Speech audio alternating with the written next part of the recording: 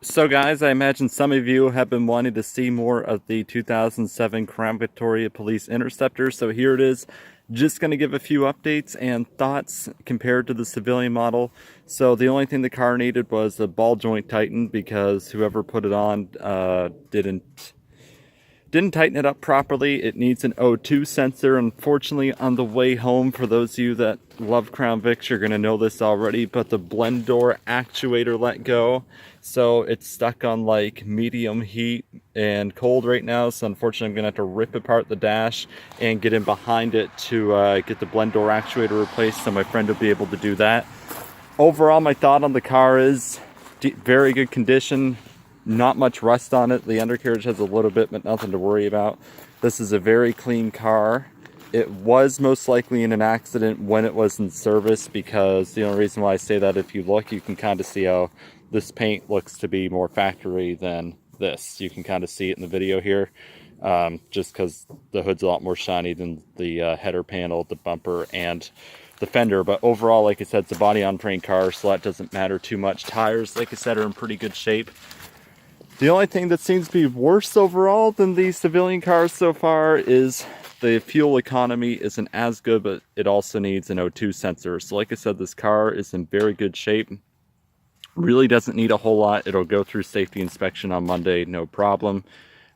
So I definitely love driving this one a lot more than the civilian car. And believe it or not, contrary to popular belief, the seats, well, and I think it might just be because mine's a low mileage car and low idle hours, so it hasn't been used too much, but the seats actually seem to be softer and form to your body a lot better than what the leather seats do. They seem to be a lot more comfortable to drive for a long distance and just more comfortable in general. So I also lucked out. The guy had a center console. I had to break it to get the key to open up, or where the keyhole is. I had to break it. Don't mind the toilet paper and the shoes and the seat. So anyway, like I said, guys, this car is in very good condition. I love having the extra, I love having the extra power in the car, especially with the 327 gearing. It makes all the difference when you're going up a hill or on the highway. You don't have to downshift to pass anybody. You don't have to downshift to get up a hill. So as far as that goes, it makes it a lot better. I definitely say the 327 gearing versus the civilian 273 is a lot better. Overall, I'm in love with this car. It's awesome, and I definitely hope to bring you guys more of this car, and I fully plan on doing a comparison video between the LX model and also the Police Interceptor model. The other thing I noticed too is the brakes are a lot better. They're not as soft, and I'd say the stopping distance is probably only about 3/4 of what it would be in the civilian car. So I've lucked out very much so with this find.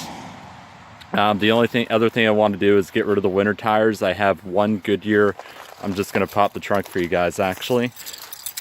I have one other Goodyear RSA tire in the back right here. So that one looks pretty brand new.